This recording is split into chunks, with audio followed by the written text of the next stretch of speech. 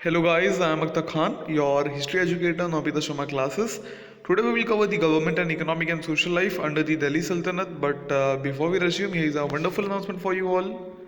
And that announcement is Unacademy Combat. The most competitive gamified UPSC CSE battle is here. You can compete with thousands of learners in India's biggest fortnightly competition for UPSC CSE on 7th February 2021 at 11 AM. Okay, और यहाँ पे आपको क्या क्या मिलने वाला है? यहाँ पे बहुत सारी चीज़ें मिलने वाली है. Here you will get challenging questions curated by best Unacademy educators. ऐसे क्वेश्चंस जो आपको एक तरीके से जो है एंगेज रखेंगे, ठीक है, जो टेस्ट से आपका और चैलेंजिंग और फन बनेगा. Okay, and you can also get super fast and real time rankings. You can compete with the best. A detailed video solution will also be provided by top educators. तो आपको सारी चीज़ें मिलने वाली है इस Unacademy Combat पे. Okay, you can compete, crack and conquer. आपको जो है मतलब आपका स्कोर दिखाया जाएगा. With that you will also get your leader board. Okay, उसके बाद जो है आपको रेटिंग्स एंड अवार्ड्स भी मिलेगी. आपको अमेजिंग प्राइजेस भी मिल सकते हैं. If you lie under rank 1 to 3 you will get 3-month UPSC CSE GS plus subscription free, and if you lie rank 4 to 150 you will get rupees 1000 Amazon vouchers. तो मतलब कितना अच्छा अपॉर्चुनिटी है. You can just go for it. Contest का format कैसा रहने वाला है? तो you will get 45 minutes for 60 questions, 13 combats, 6 sections, relative scoring और फोर्टनाइटली कंटेस्ट होगा. मतलब जो है आपका हर 2 हफ्ते में संडे को होने वाला है ये, और काफ़ी जो है मज़ा आएगा आपको. ठीक है, अब यहाँ पे आप एनरोल कैसे कर सकते हो? तो इसमें आपको सबसे पहले क्या करना है, अनअकैडमी के ऐप को डाउनलोड करना है. Okay, and you have to then sign in. उस ऐप पे साइन इन करना है. उसके बाद आपको जो है सिलेक्ट गोल करना है as Unacademy UPSC CSE GS.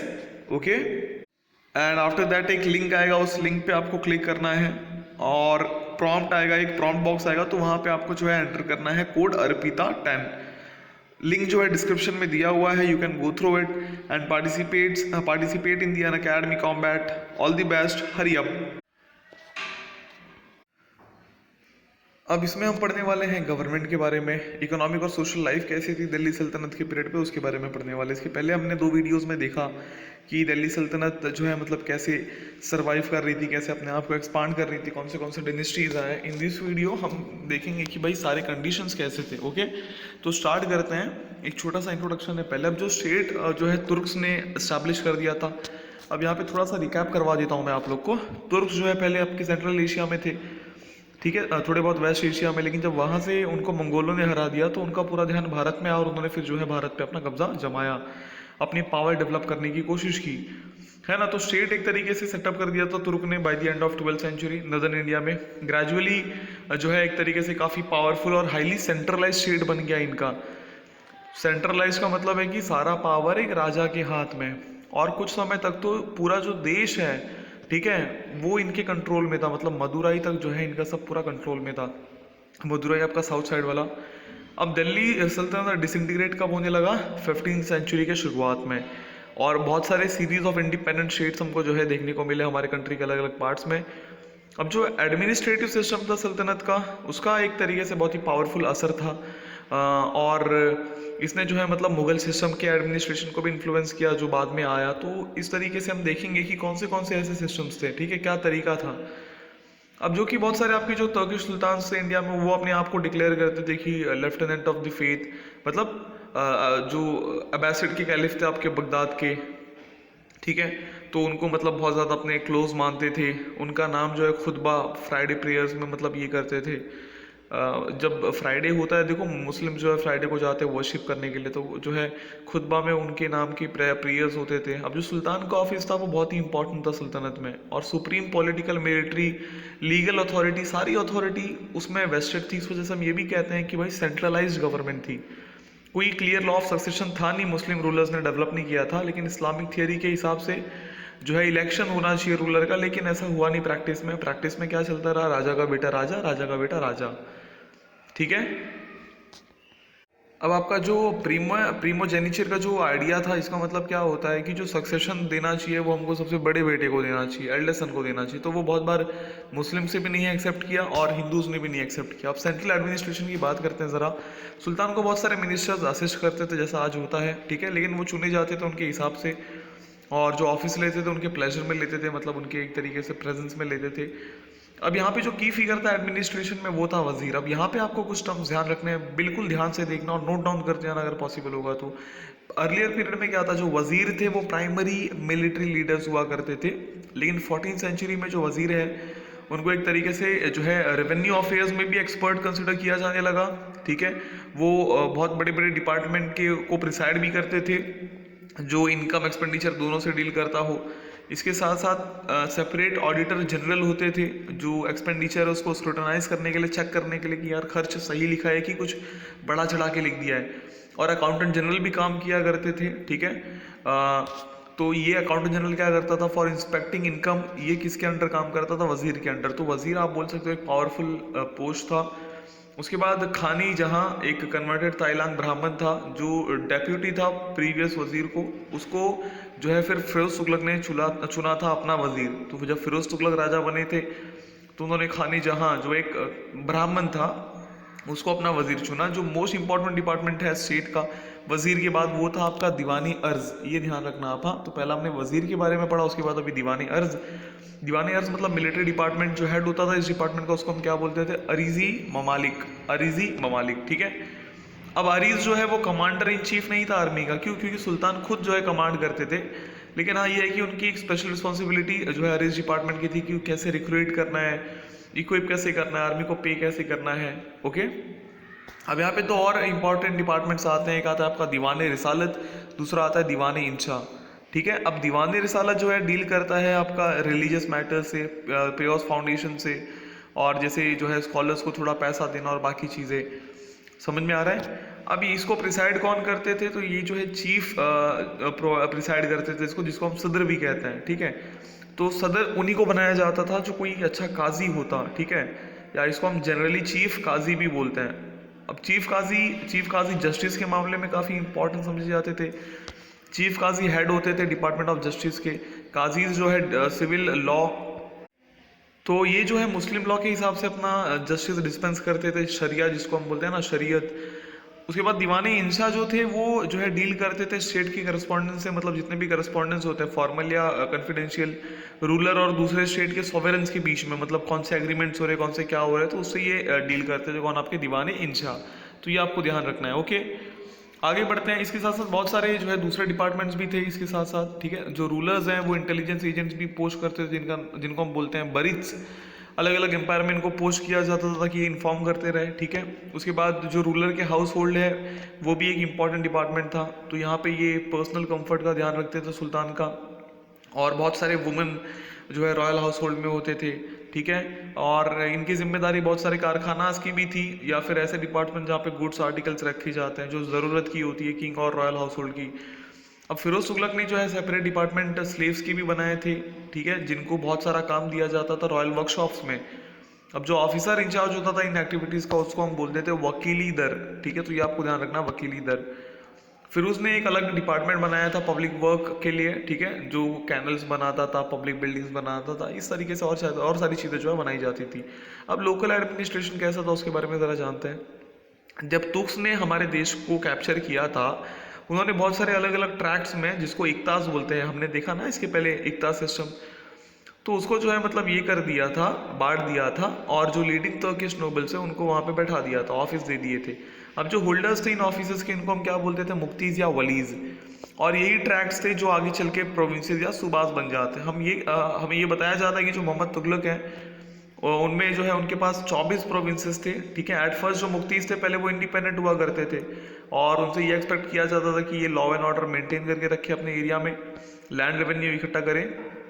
ठीक है, ड्यू टू दी गवर्नमेंट, और जो पैसा आ रहा है जो इकट्ठा कर रहे हैं उसमें से जो है कुछ सैलरीज देनी चाहिए और कुछ जो है बैलेंस के लिए रखना चाहिए। तो जैसे जैसे सेंट्रल गवर्नमेंट और स्ट्रांग होती गई, एक्सपीरियंस मिलता गया, उसने जो है मुक्तीस को बहुत ही ध्यान से कंट्रोल करना स्टार्ट किया। ओके, अब यहाँ पे जो प्रोविंसेस थे, ठीक है, प्रोविंसेस के जो नीचे आता है वो थे आपके शेख्स, और उनके नीचे परगना। हमको ये कहा जाता है कि जो विलेजेस थे, ठीक है, या विलेजेस आप बोल सकते हो, उनको ग्रुप किया जाता था into units of 100 to 84। Traditionally इसको 84 बोला जाता था। तो ये एक तरीके से बेसिस था परगनास का, मतलब परगनास बनता था, उसके बाद शेख्स बनते थे, उसके बाद आपके प्रोविंसेस बनते थे, इस तरीके से पूरा सिस्टम था। परगना का हेड कौन होता था? परगना का हेड होता था आपका अमील, और जो सबसे इंपॉर्टेंट पर्सन था विलेज में वो थे खुट। खुट मतलब लैंड ओनर्स, और मुकद्दम या फिर हेडमैन। ठीक है, तो ये दो आपके जो है काफ़ी ये होते थे। इसके साथ साथ हमको विलेज अकाउंटेंट के बारे में भी मालूम पड़ता है। अब शुरुआत में कोई ऐसा बदलाव नहीं किया गया, लेकिन हाँ बाद में जो है थोड़े बहुत बदलाव होने लगे। अब जैसे लैंड रेवेन्यू वगैरह वो सब सेम मैनर में इकट्ठे किए जा रहे थे, और ये एक मेजर फैक्टर था कि मतलब जो तोक से उन्होंने जल्दी से जो है अथॉरिटी अपनी एस्टैब्लिश कर ली। ओके, अब इकोनॉमिक सोशल लाइफ की बात की जाए तो इब्न बतूता जो हमारे एक रेसिडेंट थे टैंगियर नॉर्थ अफ्रीका के, वो इंडिया आते हैं 14th सेंचुरी में, करीब जो है 8 साल तक रहते हैं मोहम्मद तुगलक के कोर्ट में। और वो बहुत सारे मतलब अलग अलग जगहों पे देश में ट्रैवल करते हैं, और उनको फिर जो है बहुत सारी अच्छी चीज़ें मालूम पड़ती है। ठीक है, बहुत सारे अलग अलग प्रोडक्ट्स के बारे में मालूम पड़ता है, जैसे फ्रूट्स, फ्लावर्स, हर्ब्स, रोड्स की कंडीशन क्या है, लोगों की ज़िंदगी क्या है। ठीक है, हमको और भी बहुत सारे दूसरे अकाउंट्स हैं। अब जैसे फूड ग्रेन्स, दूसरे क्रॉप्स, फ्रूट्स, फ्लावर्स जो मेंशन किए गए हैं ट्रैवलर द्वारा, वो हमको भी फेमिलियर है, हम भी उससे फेमिलियर हैं। उसके बाद राइस, शुगर केन, इनको ईस्ट और साउथ में जो है ग्रो किया जाता था। Wheat, oil seeds etcetera north में ग्रो किया जाता था। इब्न बतूता ये कहते हैं कि सॉइल इतनी फर्टाइल थी कि वो जो है 2 क्रॉप्स हर साल जो है एक तरीके से ये कर सकते थे। ठीक है, और राइस तो ऐसा था कि मतलब 3-3 बार उसको हम सो करते थे। उसके बाद सिसम में इंडिगो, कॉटन, ये भी ग्रो किया जा रहा था। तो ये एक तरीके से जो है बहुत सारे विलेज इंडस्ट्री का फाउंडेशन बन गया, और बहुत सारे अलग अलग प्रोसेसेस विलेज में भी होने लगे। ठीक है, बहुत सारे इंडस्ट्रियल प्रैक्टिसेस विलेज में होने लगे, जैसे oil pressing, making of jaggery, weaving, dyeing of cloth और बाकी सारी चीज़ें। ठीक है, अब यहाँ पे पीजेंट्स और रूरल जेंट्री के बारे में ज़रा बात करते हैं। जैसे पहले पीजेंट्स एक ओवरवेलमिंग मेजोरिटी फॉर्म कर रहे थे पॉपुलेशन में। पीजेंट बहुत हार्ड वर्क करता था अपने बियर सब्सिस्टेंस के लिए, मतलब अपने थोड़े से खाने के लिए, पेट भरने के लिए। रिकरिंग फेमाइंस होते थे, वॉर्स होते थे अलग अलग देश के पार्ट्स में, और इससे जो है काफ़ी मुश्किलें बढ़ जाती थी किसानों की, पीजेंट्स की। अब जो पीजेंट्स थे वो सब्सिस्टेंस के लेवल पे जो है नहीं रह पा रहे थे, मतलब उनको खाना भी एक तरीके से प्रॉपर नहीं मिल पा रहा था। इसके साथ जो विलेज आर्टिजन्स और शेयर क्रॉपर्स थे, ये एक प्रॉस्परस सेक्शन थी, किसान से कंडीशन इनकी अच्छी थी। और एक और सेक्शन जो सबसे हाई स्टैंडर्ड ऑफ लाइफ जो है एंजॉय कर रही थी, वो थे आपके हिंदू के रायज या फिर ऑटोनॉमस राजाज। ठीक है, जो काफ़ी ईस्ट स्टेट मतलब काफ़ी ज़मीनें जिसके कंट्रोल में थी। और बहुत सारे ऐसे रेफरेंसेस है जो हमको बताते हैं कि हिंदू रायज जो है बालबान की कोर्ट में भी मिले हैं। अब बात की जाए ट्रेड इंडस्ट्रीज और मर्चेंट्स की, तो जैसे जैसे दिल्ली सल्तनत कंसोलिडेट होने लगा, कम्युनिकेशंस और इम्प्रूव होने लगे, साउंड करेंसी सिस्टम अच्छा खासा आ गया जो सिल्वर तांका पे बेचता, और कॉपर दिरहम। तो एक तरीके से काफ़ी अच्छा ग्रोथ मिला, हमको ग्रोथ देखने को मिलता है इस कंट्री में, और ट्रेड को लेके। अब यहाँ पे होता क्या है, इसके साथ जो है काफ़ी सारे टाउन्स ग्रो होते हैं, टाउन लाइफ अच्छी हो जाती है। इब्न बतूता दिल्ली को जो है सबसे बड़ा शहर बुलाते हैं eastern part of the Islamic world में। वो कहते हैं कि दौलताबाद भी जो है दिल्ली को बराबर था। जो इंडेक्स था ग्रोथ का, ग्रोथ ऑफ ट्रेड का between the north and south, वो भी एक लाजवाब था। जो दूसरे इंपॉर्टेंट शहर थे वो भी बताते हैं, जैसे लाहौर, मुल्तान, मतलब जो आज आपका पाकिस्तान में आता है। इस तरीके से और बहुत सारे रीजन को बताते हैं कि काफ़ी इंपॉर्टेंट सिटीज़ थे उस टाइम के, और ये सारे सिटीज़ में इकोनॉमी काफ़ी फ्लरिश हो रही थी। अब बंगाल और कुछ टाउन्स गुजरात के ऐसे थे जो काफ़ी फेमस थे फैब्रिक्स के लिए, है ना। कैम्बे जो गुजरात में था वो बहुत फेमस था टेक्सटाइल के लिए, गोल्ड और सिल्वर वर्क के लिए। सुंदरगांव बंगाल में काफ़ी फेमस था रॉ सिल्क और फाइन कॉटन क्लोथ के लिए। इसके साथ बहुत सारे हैंडीक्राफ्ट्स बनाए जाते थे, leather work, metal work, carpet weaving, would work, furniture वगैरह भी किया जाता था। देखो आज रीज़न क्या है कि गुजरात इतना डेवलप है या बंगाल भी ठीक ठाक डेवलप है, क्योंकि इनका पास्ट, इनका हिस्ट्री काफ़ी स्ट्रॉन्ग रहा उस रीजन में। अब प्रोडक्शन ऑफ जो टेक्सटाइल है वो भी काफ़ी जो है इंप्रूव किया गया बाय इंट्रोड्यूसिंग स्पिनिंग व्हील के हेल्प से टेक्सटाइल और अच्छा जो है प्रोड्यूस होने लगा। कॉटन को अब जल्दी क्लीन कर पा रहे थे, समझ में आ रहा है, कॉटन को बहुत अच्छे तरीके से अब यूज़ कर पा रहे थे। ठीक है, लेकिन डाउट है हल्का जो है स्किल को लेके, इंडियन क्राफ्ट्समैन के स्किल को लेके। अब जो इंडियन टेक्सटाइल था वो ऑलरेडी अपना एक पोजीशन बना चुका था ट्रेड में, जो रेड सी के आजू बाजू वाले जो देश थे, पर्शियन गल्फ जो थे। अब उस समय क्या होता था, फाइन इंडियन टेक्सटाइल्स जो है इंट्रोड्यूस हुए थे चाइना को, एज वेल एज उसकी जो वैल्यू थी वो सिल्क से भी ज़्यादा थी। तो इंडिया का जो फॉरेन ट्रेड है ओवर लैंड भी, मतलब जो लैंड से जा रहा है, और ओवर सीज भी जो है एक तरीके से काफ़ी इंटरनेशनल एंटरप्राइज बन चुका था, मतलब बहुत ही अच्छा जो है व्यापार चल रहा था उस टाइम पे हमारा। ठीक है, अब जो कि अरब डोमिनेंट पार्टनर्स थे इंडियन ओशन ट्रेड के, उनको मतलब कोई ऐसा ये नहीं था, तो उनको बहुत ज़्यादा कोई ऐसी दिक्कत नहीं थी जो भी इंडियन रूलर्स थे आपके। अब जो कोस्टल ट्रेड होता था ना, मतलब कोस्टल पोर्ट्स के बीच में नॉर्थ इंडिया में, और नॉर्थ इंडिया की तरफ सेंट्रल इंडिया में, मतलब तो वो मारवाड़ीज और गुजरातीज के हाथ में था। ठीक है, जिसमें ज़्यादा लोग जैन हुआ करते थे। आज जैन कम्युनिटी इतनी प्रॉस्परस क्यों है, ये रीज़न है। उसके बाद मुस्लिम के जो बोरा मर्चेंट्स थे, इन्होंने भी ट्रेड में पार्टिसिपेट किया, ठीक है। और एक और इम्पॉर्टेंट डेवलपमेंट जो देखने को मिला वो था इम्प्रूवमेंट ऑफ दी राहत। राहत मतलब आपका जो है, इसको पर्शियन व्हील भी कहा जाता है, ठीक है। अब इसका बाद में यूज़ किया जाने लगा, जब ये इम्प्रूव हुआ तो ये और अच्छा इरीगेशन में हेल्प कर पा रहा था। दूसरे क्राफ्ट में हम क्या बनाते थे, पेपर मेकिंग, जैसे पेपर बनाते थे, ग्लास बनाते थे, स्पिनिंग व्हील, और इम्प्रूव्ड लूम की वजह से वीविंग काफ़ी अच्छा हो गया, तो बहुत सारी अच्छी चीज़ें हो रही थी। अब सुल्तान्स और नोबल्स के बारे में बात करते हैं। अब सुल्तान और जो आपके चीफ थे ना, चीफ नोबल्स, वो एक अच्छा लाइफ इंजॉय करते थे।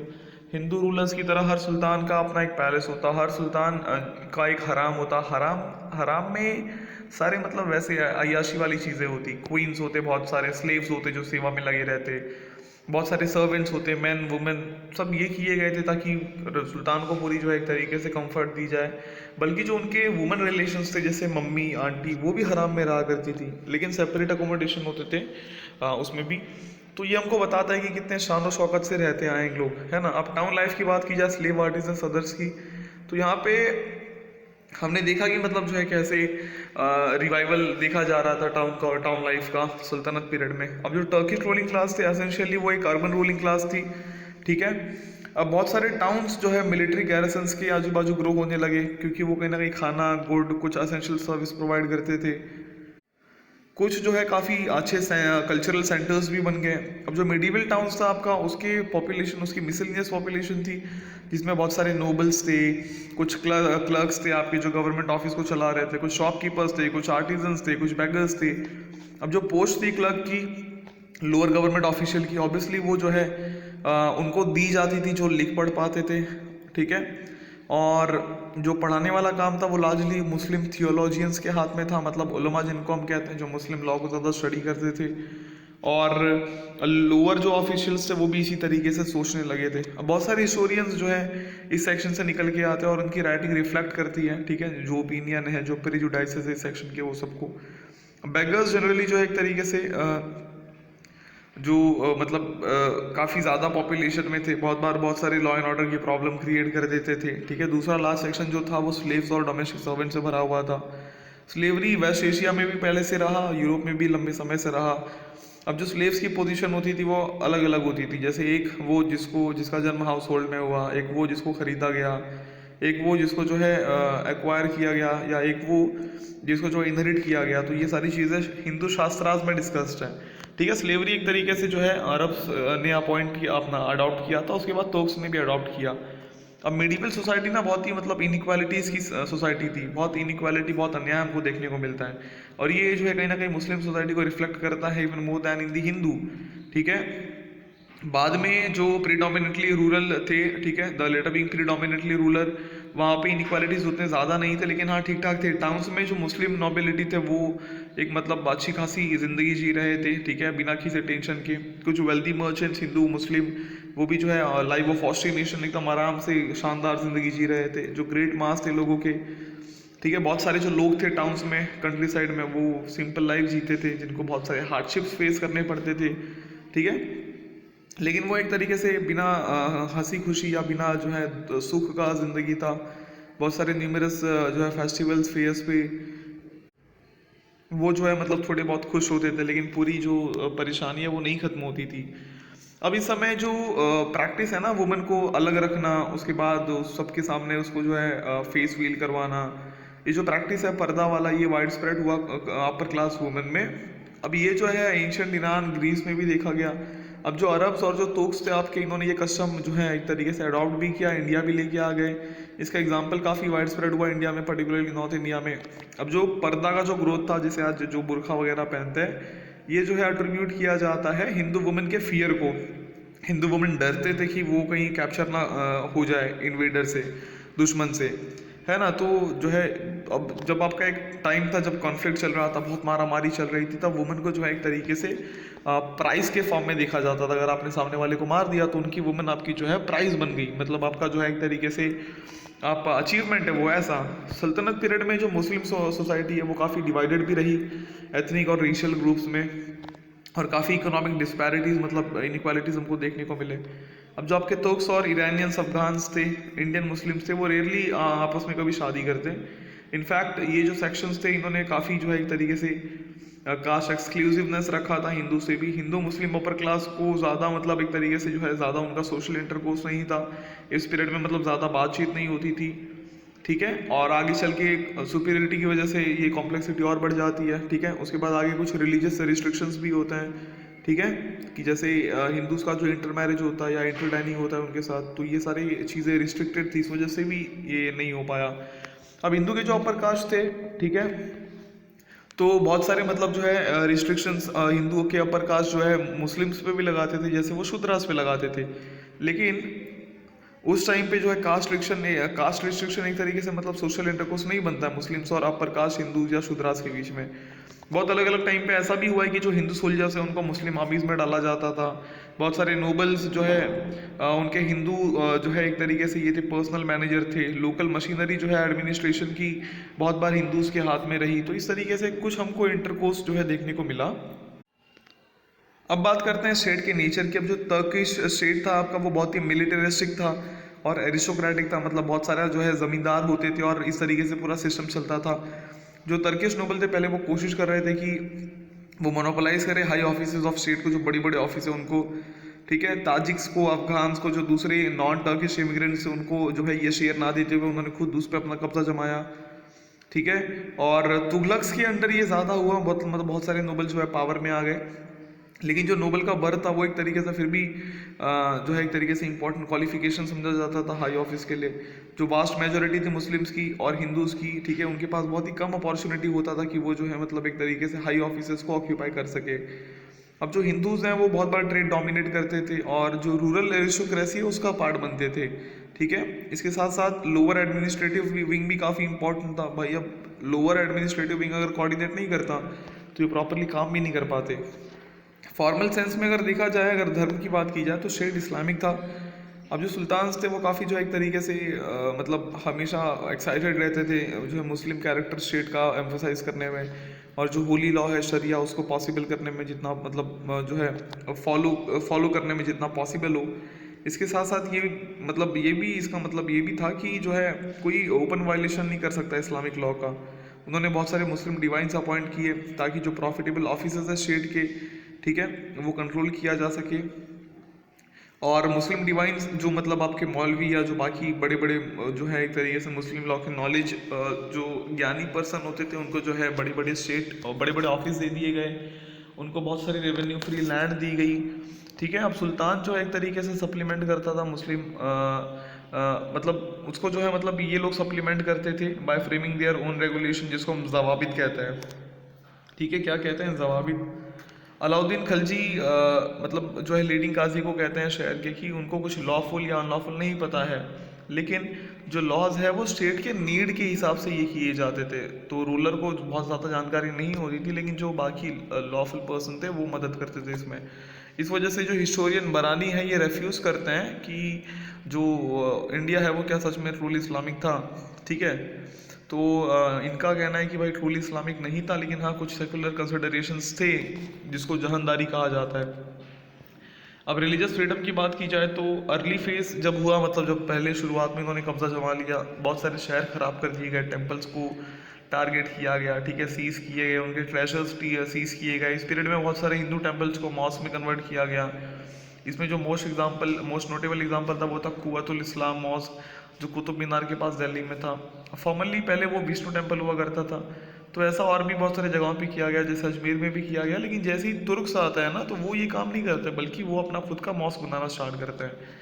तो उनकी ये जो पॉलिसी थी टेम्पल्स और वर्शिप के प्लेसेस के लिए, ठीक है, हिंदूज जैन्स एक्सेट्रा की, ये जो है मुस्लिम लॉ के हिसाब से थी, जो ये बोलता था कि भाई नए प्लेसेस ऑफ वर्शिप बनाने चाहिए, ठीक है, जहाँ पे कोई प्लेस ऑफ वर्शिप हो उसके जो है अपोजिशन में आपको इस्लाम का मतलब जो है एक तरीके से प्लेस ऑफ वर्शिप भी बनाना है। तो उस टाइम में इस तरीके से बहुत सारी चीज़ें बनाई गई। और जब शांति का समय रहता, ठीक है, तुर्किश टेरिटरीज में, तो जो है जो राजाज होते थे वो एक तरीके से जो है काफ़ी मतलब मुस्लिम रूल पे डिपेंडेंट रहते थे, ठीक है। हिंदू जो है बहुत सारे रिलीजन को प्रैक्टिस करने लगे, मतलब हिंदू अपना रिलीजन प्रैक्टिस करता था ओपनली ऑस्ट्रीनेशियसली, मतलब बिना किसी टेंशन के। ऐसा नहीं था कि भाई आप पूजा नहीं कर सकते और कुछ नहीं कर सकते, ठीक है। बहुत बार जो प्रिजनर्स होते थे वॉर के, उनको जो है मतलब कोई क्रिमिनल हो या कोई प्रिजनर हो, तो अगर उनको जो है पनिशमेंट से बचना है, तो अगर वो इस्लाम एक्सेप्ट कर लेते उनको जो है मतलब पनिशमेंट से छोड़ दिया जाता। फिर उसने एक ब्राह्मण को एग्जीक्यूट भी किया था, ये एग्जाम्पल है एक, जो वो अब्यूज़ कर रहे थे प्रॉफिट ऑफ इस्लाम को, तो उनको तुरंत एग्जीक्यूट किया था। लेकिन वैसे जो है इस्लाम मतलब लोगों को इस्लाम में कन्वर्ट नहीं किया जा रहा था कि तलवार लेके खड़े हो और इस्लाम में कन्वर्ट हो या इस्लाम एक्सेप्ट करो, ऐसा कुछ नहीं था। जो कन्वर्शन टू इस्लाम था वो जो है एक तरीके से पॉलिटिकल गेन या इकोनॉमिक एडवांटेज की वजह से कहीं कहीं पे किया जाता था। बहुत बार कुछ इंपॉर्टेंट रूलर या ट्राइबल चीफ जो है एक तरीके से कन्वर्ट हो जाते थे। ठीक है, कुछ एरियाज जैसे वेस्ट पंजाब, कश्मीर की वैली, ईस्ट बंगाल, जहाँ पे ट्राइबल लोग रहते थे, वो जो है कल्टिवेटर्स बनते चले गए। उन्होंने जो अपने पहले के जो बिलीफ थे, जो उनका मानना था, वो चेंज किया। और जो फेथ है, ठीक है, रूलिंग एलिमेंट का जैसे इस्लाम वगैरह, वो एक्सेप्ट कर लिया। टाउन्स में जो बहुत सारे आपके आर्टिजन्स थे जो नया क्राफ्ट जो है फॉलो कर रहे थे, जो तुक्स ने इंट्रोड्यूस किया था, या फिर जो डिपेंड करता था on the patronage of ruling class, जैसे weavers, iron workers, paper makers etcetera, ये भी जो है बहुत बार इस्लाम में कन्वर्ट हो गए। उसके बाद जो सूफी संत से आपके उन्होंने भी काफ़ी इंपॉर्टेंट रोल प्ले किया। ठीक है, लेकिन वो उतना ज़्यादा कंसर्न नहीं रहते थे भाई कौन कन्वर्ट हो रहा है इस्लाम में, कौन नहीं हो रहा है। ठीक है, उन्होंने एक तरीके से मतलब वेलकम किया हिंदू मुस्लिम दोनों को उनके डिस्कोर्स के लिए। मतलब एक तरीके से इंसान अगर चाहे मिलना जुलना तो वो मिल सकता है। ठीक है, अब जो मंगोल इन्वेजन होता है वेस्ट एशिया में, उसके बाद बहुत सारे लोग जो प्रोमिनेंट मुस्लिम फैमिलीज के हैं वो आते हैं इंडिया में, है ना। तो जैसा हमने इसके पहले पढ़ा पूरा सब, इसके साथ साथ अफगान्स भी इंडिया में आने लगते हैं। बहुत सारे जो है अपने आप को तुर्किश आर्मी में जो है एक तरीके से एनरोल कर लेते हैं, बहुत सारे ट्रेड में एंगेज हो जाते हैं। उसके बाद एक फर्दर इन्फ्लक्स हमको देखने को मिलता है अफगान्स का, जो 15th सेंचुरी में होता है ना, लोधी रूल के अंडर। अब जो कि जो है एक तरीके से आपका इतना हमको जो है मतलब मुस्लिम्स का ये देखने को मिलता है, लेकिन तो भी जो नंबर्स थे, जो पॉपुलेशन थी मुस्लिम्स की, वो कम थी। ठीक है, और जो नेचर था हिंदू मुस्लिम रिलेशन का, कल्चरल एटीट्यूड का, ये एक तरीके से जो है एक सब्सिक्वेंट चैप्टर में हम डिस्कस करेंगे। उनकी कंडीशन क्या थी, सिचुएशन कैसे थे। तो ये था आपका पूरा चैप्टर। आई होप कि आपको ये समझ आ गया होगा। प्लीज़ वीडियो अगर आपने पूरा देखा है, एक बार प्लीज़ उसको जो है पूरा रीड करना, and you can also support us by subscribing our channel, और वीडियो को लाइक कर देना। इसी के साथ मिलते हैं अगले वीडियो में। Take care, thank you.